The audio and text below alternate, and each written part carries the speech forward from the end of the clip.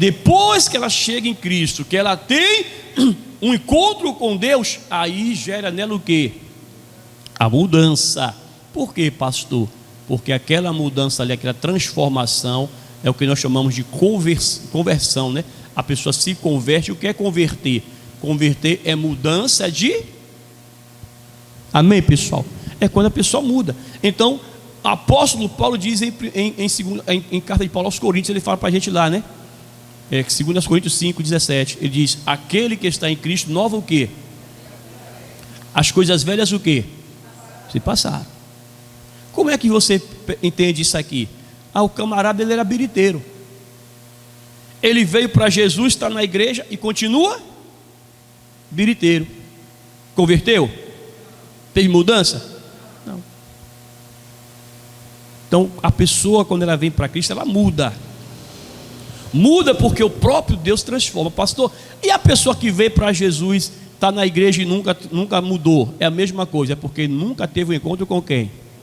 Com Deus. Ela nunca teve um encontro com Deus. No dia que ela tiver um encontro com Deus, ela vai mudar.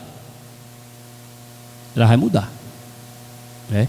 Então, o que é que acontece? Jesus, ele não muda. O mesmo Jesus Cristo de antes é o de hoje. As mesmas obras que Deus fazia antes, ele faz o que? Hoje ele continua fazendo, e vai continuar fazendo eternamente. Então não se engane, pastor. Por quê? Porque pessoas podem vir para você querer mostrar para você algo dizendo que houve uma mudança em Cristo, e não tem nada disso. Jesus é o mesmo. A mesma forma que Deus antigamente ele agia, ele continua agindo.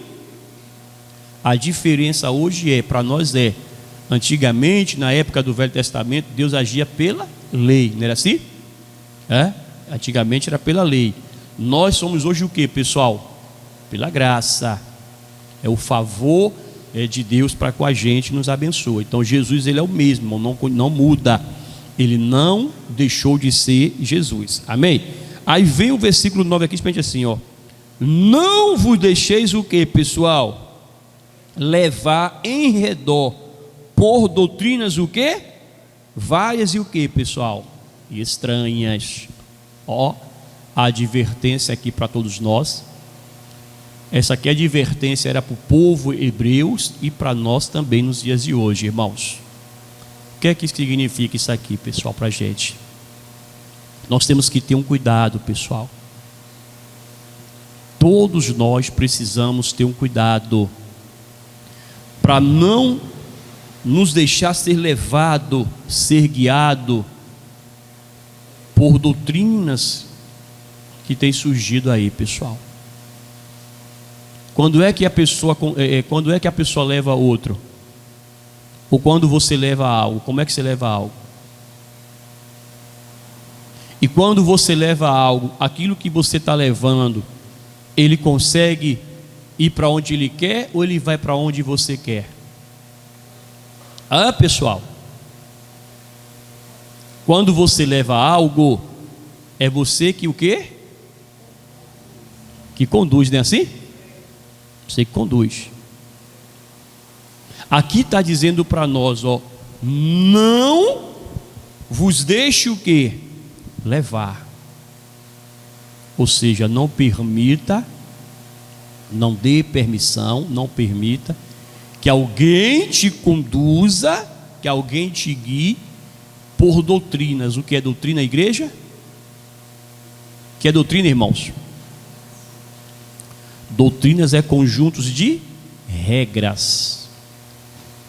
Doutrinas é conjunto de ensinamentos. Exemplo: você que é pai, você que é mãe, você ensina aos seus filhos? Ensina ou não? Quem ensina os filhos aqui? Olha lá, viu? Então o pai e a mãe, ele tem que tirar um tempo, um momento, para sentar com os filhos, não é assim? Você vê que algumas coisas ao longo do tempo, em muitas casas mudaram. Por quê, pastor? Em um tempo mais passado, em um passado assim, podemos dizer, um passado mais próximo, né? Um tempo assim mais próximo, não muito distante do nosso, tinha-se aquele costume de os pais sentar à mesa com os filhos, não era assim? Sim ou não? Então, os pais saíam, né, para trabalhar pela manhã, quando dava meio-dia, que a fome batia, ele corria para onde? Como é que era? Corria para casa, sim ou não? É? Com o passar dos anos, passado o tempo, com a modernidade que foi surgindo, então começou-se a tirar esse negócio mais da família sentar à mesa. Perdeu-se mais esse costume. E muitas casas hoje não tem mais essa coisa assim de sentar à mesa. É ou não é verdade? Aí a pessoa fala assim: mas lá em casa todo dia, meio-dia, a gente está em casa para almoçar. Mas muitas vezes como é que é o almoço? O filho faz o prato, senta lá no quarto. Ele almoça com o computador. A menina faz o prato, senta no outro quarto, come lá com o computador, com o celular dela. Ainda posta lá assim: estou comendo aqui, o meu almoço hoje aqui, ó. Aí mostra lá o almoço. Hoje eu estou de regime. Aí regime é o prato: 1 quilo de feijão, 2 quilos de carne. Está de regime, dieta. E assim? Dieta boa, né, Marivaldo? Um pratão de mocotó aí. Aí eu também faço uma dieta assim, Marivaldo. O que é que acontece, irmãos? Aí o outro senta perto da televisão para assistir e ninguém mais senta onde, irmãos? Mas será que era bom antigamente, quando sentava todo mundo à mesa? Por quê? Porque ali na mesa os pais muitas vezes traziam para os filhos a orientação. Conversava-se mais com os filhos. Por quê? Era um tempo que tinha reservado para isso. Durante o dia era trabalho, correria e tal. Então naquele horário de meio-dia ali sentava. A mãe muitas vezes dizia, né? Esse menino aqui fez isso agora de manhã, esse outro aqui está aprontando isso. Aí o pai muitas vezes ia lá e chamava na catraca, na conversa, orientava. Era assim ou não era? Então quer dizer, pessoal, foi se passando os tempos, foi mudando esse costume, perdendo isso. Hoje tem pai que ele sai de manhã para trabalhar, chega à noite, não conversa mais com o filho, não conversa mais com a filha. O menino está ficando rapazinho, a menina ficando mocinha, a mãe não troca mais uma ideia com a menina. Só que assim, gente, aquilo que você, como pai, como mãe, não fala para os seus filhos, o malandro lá fora vai falar. O mundo vai ensinar para ele. Por que é que muitas vezes o filho está em casa rebelde? Por que é que muitas vezes o filho está em casa desobediente? Aí o pai entende o seguinte: final de mês, todo mês eu te dou a mesada. Você quer um celular novo, eu te dei. Isso aí é ensinamento? Pelo contrário. Eu lhe pergunto: qual é o trabalho que filho faz para pai para ter mesada? Desculpe a minha ignorância, mas eu entendo que esse negócio de mesada para filho é porque não dá o amor que se deve dar. Aí não dá o amor, não dá o carinho, não dá uma atenção para o filho. A maneira de cobrir é como? Vou dar o dinheiro. Tá bom. Esse é o meu entendimento. Agora, o pai e a mãe, ele precisa dar ensinamento. Agora, digamos que a pessoa dá um ensinamento. Vocês aqui disseram que dá um ensinamento. Aí vocês ensinam seus filhos, Vocês dão para ele um ensinamento para que ele possa viver no dia a dia, de como eles têm que selecionar as amizades. Amém, pessoal? Você, como homem, como mulher de Deus, você vai ensinar seus filhos na doutrina de quem? Você vai ensinar seu filho na doutrina de Deus, O pastor não. Você vai mostrar para eles ali. Tem coisas que você não precisa nem falar, basta a sua maneira ali, sua forma de agir, você vai ver, Tem pai e tem mãe que são crentes, mas que o filho nunca vê eles orarem. filho entra, sai, nunca vê ele orar, nunca vê ele orar. O que é que o filho vai aprender? Eu também não preciso orar. Mas quando o filho vira e mexe, levanta, vê o pai e a mãe orando, ele pode até questionar: rapaz, minha mãe e meu pai vira e mexe, está negócio de oração, de oração, de oração. Mas aquilo ali vai começar a ficar onde? E uma hora ele vai começar a fazer o quê? De tanto ele ver o pai e a mãe orar, ele vai ficar curioso. Peraí, deixa eu ver se esse negócio de oração é bom mesmo, deixa eu ver se isso presta. E aí vai começar a falar com Deus, vai começar a orar. E vai orando um pouquinho aqui, vai orando um pouquinho ali, e aí ele vai criando o que, gente? Intimidade com Deus. Então você tem que. Aí você ensina para os teus filhos: olha, Deus é bom, ande com Deus, não se aparte, meu filho, minha filha, ó, você pode perder tudo nessa vida, você só não pode perder a sua comunhão com quem? Com Deus. Você começa a ensinar para ele, mostrar para ele que Deus é o quê? Ó, tudo que a gente tem aqui é Deus que dá para a gente. Coloque sempre Deus à frente de você, adiante dos seus caminhos, dos seus negócios. Ore para ver se é de Deus isso aqui. Aí a pessoa começa a se dar ensinamento para o filho lá. Aí de repente vem alguém por trás, não sei, lá na escola, lá no trabalho, na rua, que tem sempre aquele vizinho que é intrometido. É assim ou não é? Tem sempre aquele vizinho que é intrometido. Ele não governa a casa dele e quer governar o quê? A dos outros. Os filhos estão tudo na malandragem, tudo na perdição, mas ele quer que ele entende que tem que o quê? Que governar a casa dos outros. Tem gente assim ou não tem? Tem. Se você falar comigo assim, eu vou te dar uma chinelada, ele já vem logo: cara, você está sabendo, né? Se sua mãe te bater, te der uma chinelada, você pode dar uma queixa dele. Agora vai lá, filho, dá uma queixa e vê se no outro dia ele vai te dar comida. Larga de ser besta, rapaz. Vigia. O pai e a mãe podem até te dar chinelada, mas no outro dia o seu pãozinho do café vai estar de manhã na mesa, o almoço vai estar para você. É assim ou não é? A caminha para você dormir, e o vizinho te dá o quê? Cuidado com ensinamentos que te dão aí fora. Cuidado com ensinamentos que trazem para a pessoa. Então, muitas amizades, a própria palavra de Deus diz para a gente, ó: as más conversações corrompem os bons. E tem muita gente assim. Traz isso para a vida espiritual. Traz isso para a sua vida com Deus.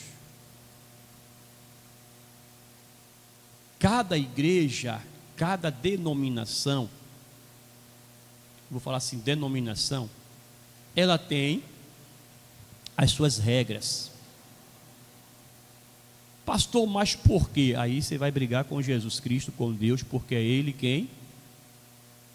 A Bíblia diz que há diversidade de dons, não é assim?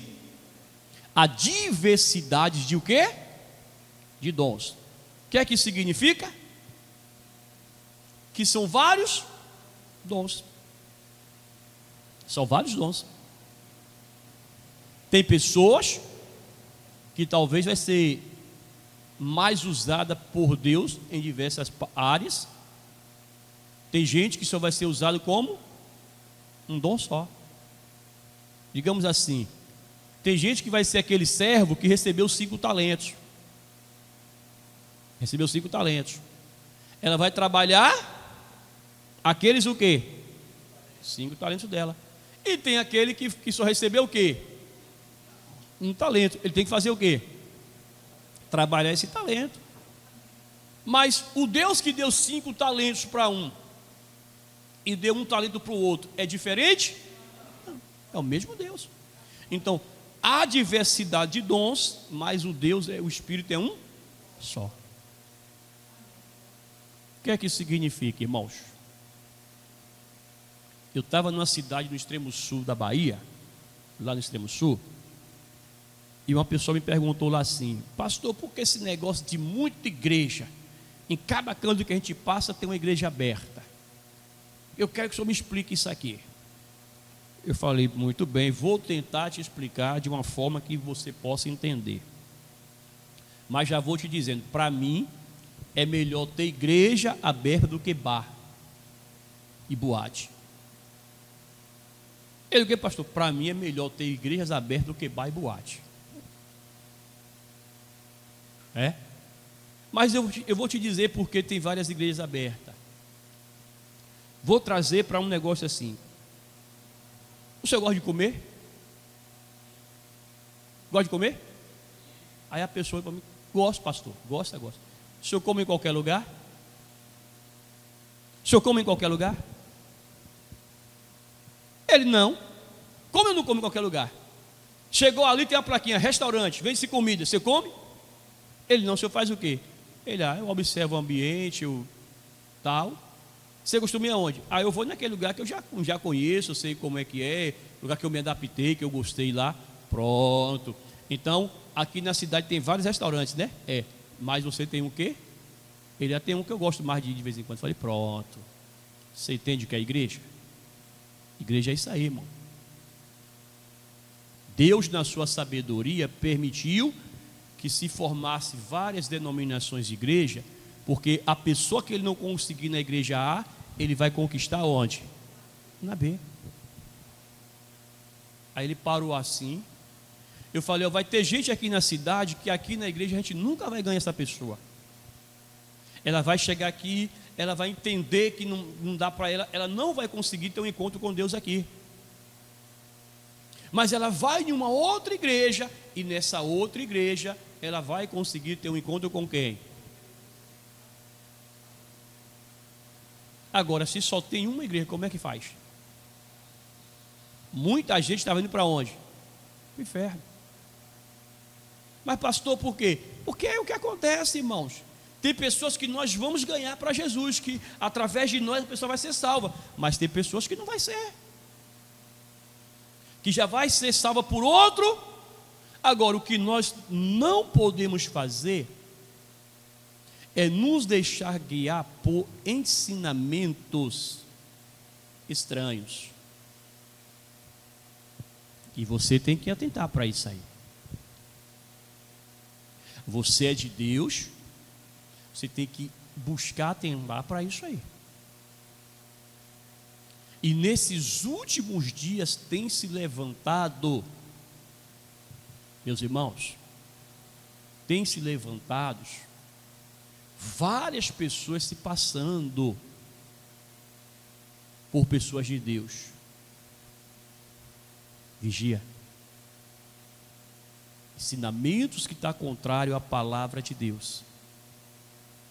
Ensinamento que está contrário à Bíblia. Cuidado. Quando a Bíblia fala de doutrina, ela fala de conjuntos de normas, de regras. Eu não posso trazer para o nosso ministério doutrinas de outra igreja. Pastor, mas lá a igreja de crente é de Deus. Sim, mas a doutrina deles é deles, a nossa é nossa. Nós aqui acreditamos em quê, pessoal? O que é que nós aprendemos e o que é que nós ensinamos para vocês aqui? Batismo no Espírito Santo, a gente ensina? Sim ou não? Hã? Sim ou não, igreja? Eu estou até desconfiado que vocês não aprenderam isso. Misericórdia. Batismo com o Espírito Santo. Nós ensinamos que nós temos que ser batizados com quem? Dias atrás até eu falei aqui na igreja.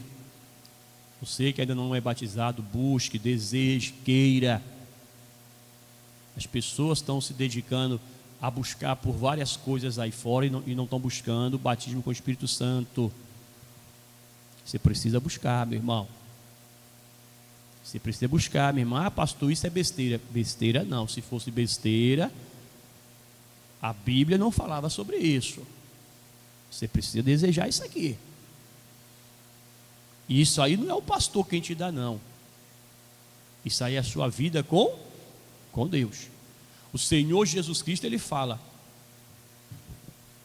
e mais recebereis poder, virtude, ao descer sobre vós quem?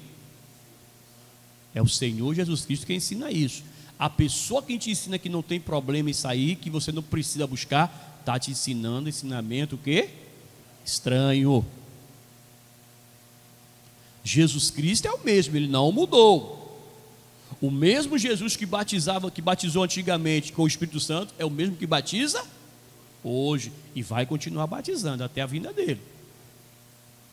Até a vinda por quê, pastor? Porque depois daí já está todo mundo no céu.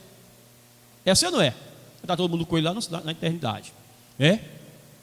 Aqui nós ensinamos, nós temos ensinamentos que devemos expulsar o quê?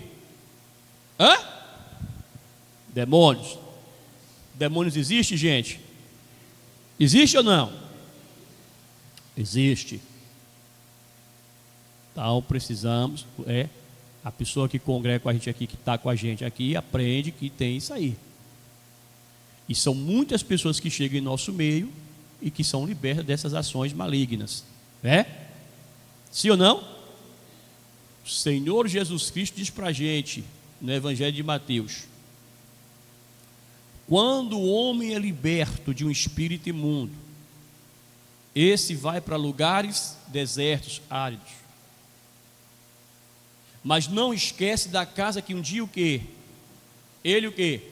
Habitou, e volta.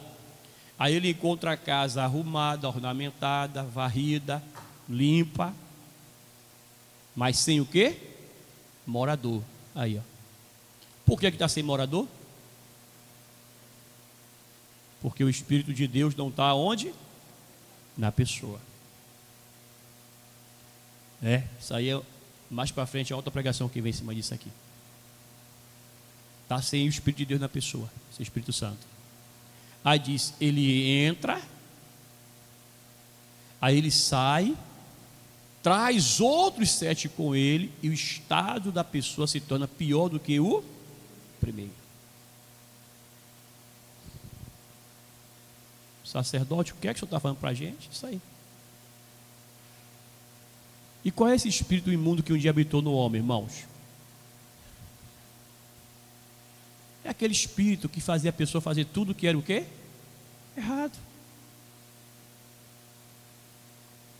Aquele que fazia o cara tomar cachaçinha. Aquele que fazia o cara tomar mentir, que fazia a pessoa se prostituir, que fazia a pessoa roubar, matar, fazia a pessoa ter ódio do outro, fazia a pessoa enganar para se dar bem no negócio. Tem gente que é assim, né? Tem gente que trabalha com venda e ela vive enganando o quê? Enganando as pessoas, né? Então aquele espírito que fazia a pessoa fazer algo de errado, ele saiu da pessoa. Só que a pessoa não deixou permanecer nela agora o Espírito de Deus na vida dela. Aí o Espírito de Deus saiu. Ô pastor, e o Espírito de Deus sai da pessoa? Sai. Deixa eu falar para você aqui. Vocês já estudaram a mensagem de Sansão? Quem já estudou aí, Sansão? O que foi que aconteceu com Sansão, gente? A Bíblia diz que desde pequeno ele era nazireu, né? Não podia cortar o que dele? O cabelo. Então, por causa daquela promessa, daquele pacto, daquela aliança que foi feita ali, o Espírito de Deus habitava em Sansão. E era aquele Espírito de Deus que dava força para Sansão vencer os inimigos. Amém? Aí Sansão cresce, todo o povo ali daquela região ouvia falar de Sansão. Rapaz, mas aquele camarada, ninguém vence não, bota não sei quantos homens, ele derrota todo mundo. E o cara é brabo, o cara é valente. Precisamos descobriu um meio de quê, pessoal? De agir contra ele. Porque é assim que o diabo faz. O diabo ele vai ficar o tempo todo buscando uma maneira para poder te derrubar. Aí o Sansão ali, meu irmão, ele cresce e tal. Aí virou namorador, né, Wellington? Virou namorador. O pastor começou a namorar. Só que aí ele conheceu quem, gente? Hã? Cuidado com a Dalila que aparece no seu caminho. E o que, irmã? Dalilo também? Ó, então fala pro pessoal aí. Você que é mulher, fala para outra aí. Cuidado com os Dalilo, viu? E cuidado com as Dalila aí. O que é que acontece, irmão? Ele se apaixonou lá pela Dalila. Recebeu o conselho para não se envolver. Até porque Dalila não fazia parte do povo de quem? Aí ele se apaixonou, pessoal. E começou a se envolver com a Dalila. Se envolver com a Dalila, vai. E agora, se eu sou apaixonado, sabe aquele truque que as mulheres usam, as mulheres e até os homens também, né? Tem uns homens que são sabidos, né? Né, Charles? O cara ama, né? Aí fala como? Aquela prova de amor. Me dá a prova de amor. Deixa eu dominar aí, ó. Me dá a prova de amor. Não é assim? Não tem isso, gente? Tem ou não tem? O cara começa a dar uns beijinhos, começa a trocar uns beijinhos, nhenhenhê. Aí a menina um se olha para o outro e começa naquele chamego, aquela coisa gostosa. E aí passa uns dias, um fala para o outro assim: rapaz, você me ama? Então eu quero a prova do amor. Ó, e você jovem, principalmente você mulher, cuidado com esse negócio de prova de amor. Isso pode te levar para uma situação que misericórdia. Mas eu não consigo, não estou me preenchendo. Busque. Não é a placa da igreja, não é a denominação que vai te levar a Cristo, não. É você que tem que. Palavra do Senhor diz para a gente: buscai ao Senhor enquanto se pode o quê? Só que muitas pessoas não buscam. Vai atrás disso, atrás daquilo outro, atrás de não sei o quê. Eu só quero bênção disso, eu quero a bênção daquilo outro. Vou fazer campanha aqui para isso, campanha ali para não sei o quê. E aí no fim não fica o quê? Nada. Acabou. Busque a Deus onde você está. Para de seguir ensinamentos de A e de B e de C. E cuidado com aqueles que muitas vezes dentro da igreja se levanta com aquela conversinha mole com você. Fique esperto. Tem muito filho de Absalão no meio da igreja, que ficam pelos bastidores ali, ó, querendo contaminar e jogar a pessoa contra o pastor, contra o ministério. Vigia nisso. Então diz aqui, ó: não vos deixeis levar em redor por doutrinas várias e o quê? Estranhas. Tem muitas coisas que são estranhas, irmãos. Tem muitas coisas que no meio do povo de Deus que são estranhas, que você olha assim e fala, não é? Cada coisa que a gente vê, cuidado, abre os olhos. É o pastor que está falando? Palavra de Deus. Porque bom é que o coração se o que, gente? Se o que? Se fortifica. O que significa isso? Então nós precisamos fortalecer o nosso o que? Coração. Lá no livro de Provérbios, procura aí mais, Provérbios, olha assim, ó: sobre tudo que se pode guardar, guarde quem? Então você precisa fortalecer o seu coração, porque quando você está com o coração forte, você vai poder fazer isso aqui, guardar o coração. E o que é guardar o coração ali? É proteger. É proteger. E por que, pastor, eu tenho que proteger meu coração? Está escrito lá, ó: sobre tudo que se pode guardar, aqui, ó, Provérbios 4, 23, né? Sobre tudo que se pode ou que se deve guardar, guarda o teu o quê? Guardou. Quer guardar? Proteger. Às vezes você protege tudo, sim ou não? Né? Às vezes o pai protege os filhos. Pai e mãe tem essa mania de querer proteger o filho. É assim ou não é? Aí você fica tentando proteger, guardando de tudo para o menino não cair aí fora, na mente da pessoa não cair aí fora onde? É assim ou não é? Mas tem uma hora que você tem que soltar, tem uma hora que você tem que liberar, deixar o menino começar a andar. Ele tem que aprender, até porque você protege, guarda, e no dia que você faltar, como é que ele vai fazer? Tem que pensar nisso aqui, né? Mas a gente precisa guardar o nosso quê, gente? O nosso coração. Por quê? Aí aqui, ó. Porque dele procede as saídas de quê? Pronto. Esse aqui, ó, saídas da vida significa decisões. No nosso coração tomamos várias o quê? Você toma decisão, sim ou não? Não tem momento que você tem que fazer alguma escolha? Tem ou não? Então nesse momento você tem que ter um coração o quê? Por quê, pastor? Porque às vezes vai vir investida de diversas maneiras para querer fazer você.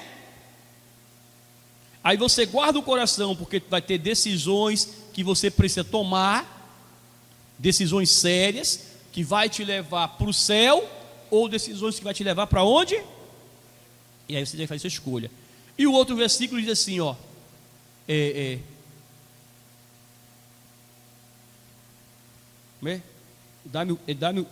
dá o coração. Me lembro, esqueci agora aqui. O meu pai, é em Salmos que fala? Traz aqui, Senhor, cabe na memória aqui. Ele pede o coração. A gente tem que preparar o nosso coração para dar para quem? Para Deus. Precisamos preparar o coração para dar para quem? Para Deus. Então você precisa fortalecer. Como é que você fortalece o coração? Como é que nós fortalecemos o coração? Achou, Marivaldo? Aí esse?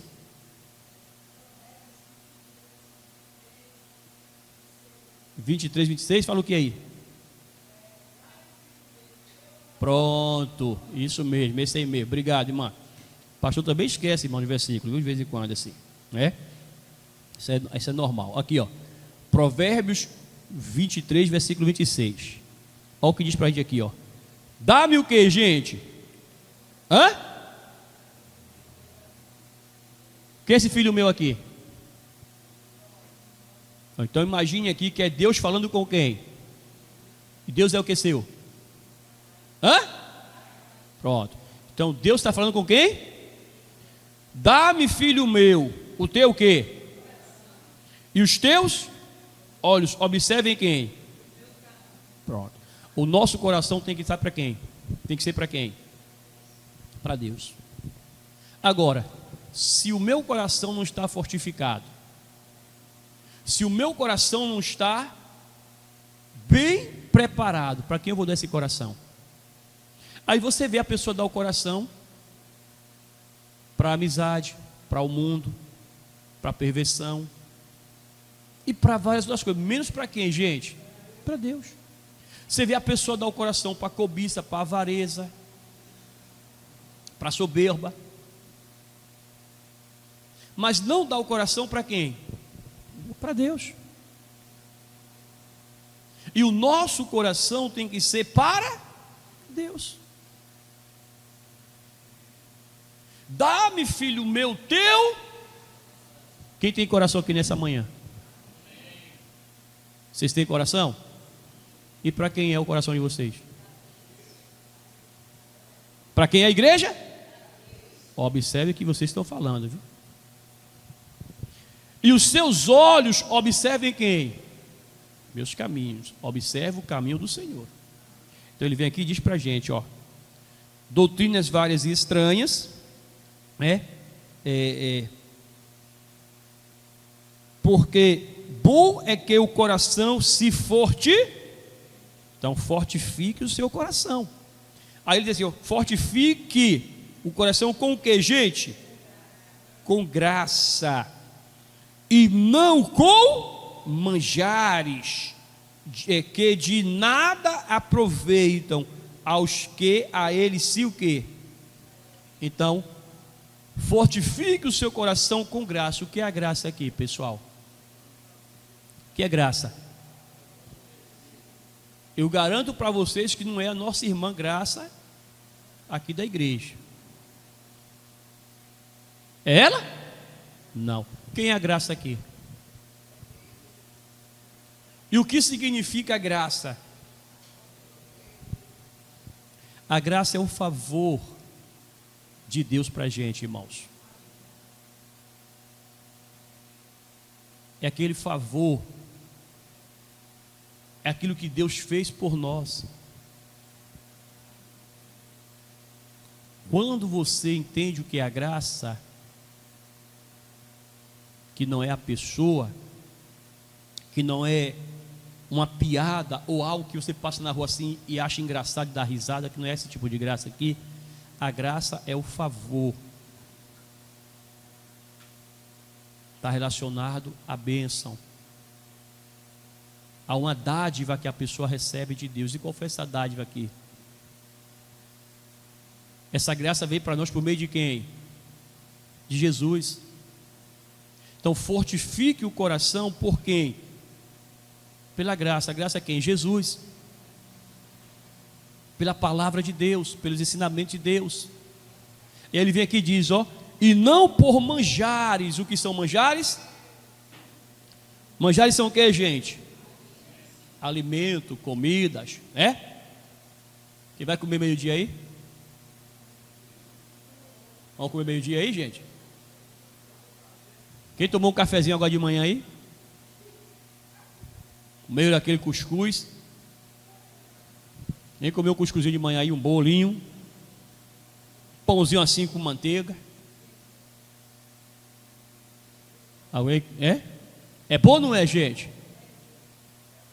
Quem só tomou aquele menorzinho assim? Vou tomar só um menorzinho para não sentir dor de cabeça. E quando eu voltar da igreja, aí agora, meu amigo,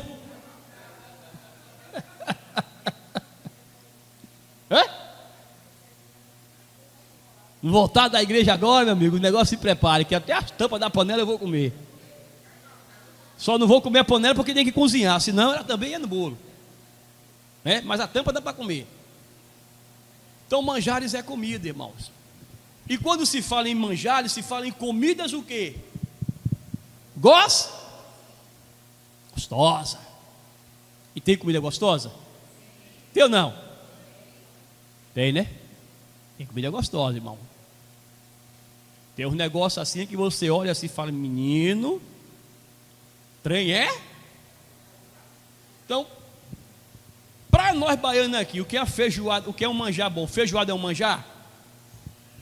A feijoadazinha bem caprichada, hein, pessoal? É boa ou não é? Coisa boa, é? Uma feijoadazinha com suco de limão, hein?